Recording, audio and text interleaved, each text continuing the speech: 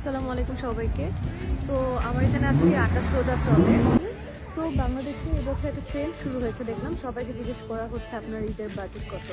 এই প্রশ্নটাতে অনেকেই ইতস্তত বোধ করছে, হেজিটেট ফিল করছে এবং আমার মনে হয় অপদস্থ করা হচ্ছে।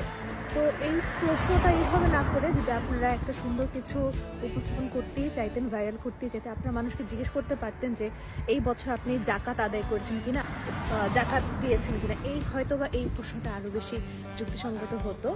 তো আমরা আসলে কোন জিনিসটাকে প্রমোট করতে হবে সেই বিষয়টা জানি না, আমরা সবসময় ভুল জিনিসই প্রমোট করে থাকি। প্রত্যেকটি ইসলাম অনুযায়ী পূর্ণাঙ্গ নারী পুরুষের উপর কিন্তু জাকাত ফরজ করা হয়েছে, যেটা আমরা অনেকে হয়তো জানি না।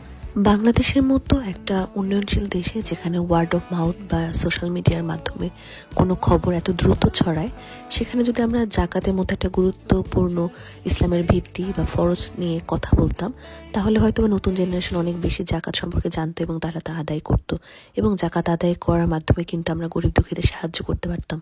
আমরা দেখা যায় যে জিনিসটাকে অ্যাকচুয়ালি বা সত্যিকারের অর্থে ভাইরাল করা দরকার, তা না করে সবসময় ভুল জিনিসকে ভাইরাল করে থাকি।